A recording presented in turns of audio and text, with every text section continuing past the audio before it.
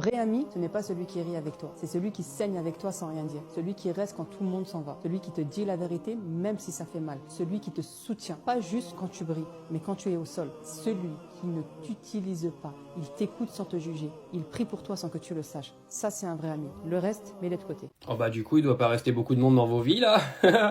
Alors je voulais rebondir sur cette vidéo. Alors c'est le genre de vidéo que je fais rarement. Moi, je voulais juste savoir si vous avez ce genre de personnes dans vos vies, parce que j'ai l'impression qu'aujourd'hui, ça a complètement disparu. Et on parle d'amis, hein, mais on peut parler de famille aussi, hein. Vous savez, moi, par exemple, je suis quelqu'un dans ma vie qui fait absolument pas de détails avec mes relations. C'est pour ça que j'ai très peu de gens qui m'entourent, tout simplement parce que j'ai horreur de l'hypocrisie, j'ai horreur des gens faux. Alors des fois, je donne une bonne image pour éviter de faire des histoires, parce que faut toujours protéger un petit peu les autres. Et puis se protéger soi-même arrive un moment. Mais bon, soyons lucides. Des gens comme elle le décrit dans vos vies, vous en avez quasiment pas. Allez, peut-être une, et 3/4 du temps, c'est votre mère.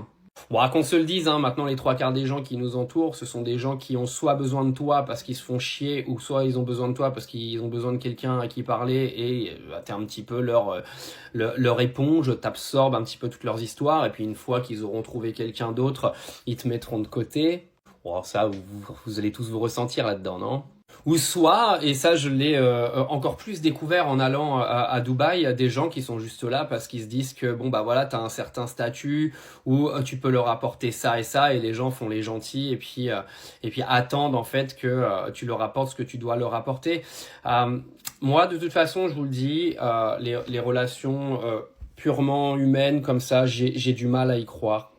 À part, vous savez, quand c'est un petit peu ma mère par exemple, mais ça n'a rien à voir réellement. J'ai du mal à vraiment croire dans la sincérité des relations humaines aujourd'hui. Je trouve qu'on a grandi dans un monde qui est de plus en plus individualiste, qui est toujours un monde assez narcissique et égocentrique, qui est toujours centré sur la personne elle-même. Alors moi, j'ai pas l'air comme ça, mais je suis toujours un petit peu le pigeon de la bande, qui est toujours en train de me diviser en 18 pour faire plaisir à tout le monde, et de l'autre côté, c'est rarement le cas. Encore une fois, je pense qu'il y en a beaucoup d'entre vous qui vont se ressentir là-dedans. Mais après tout, moi, il y a une époque, je me suis dit, je vais lutter contre ça, je vais arrêter d'être le gentil, je vais commencer à devenir un petit peu plus méchant, etc. Puis je me suis dit qu'au final, c'était pas moi. Donc moi, j'essaie de rester fidèle à moi-même. Au final, j'attends rien des gens. Je pense qu'il faut vraiment y aller dans ce sens-là, en fait. Tu vois, ne rien attendre des gens en retour.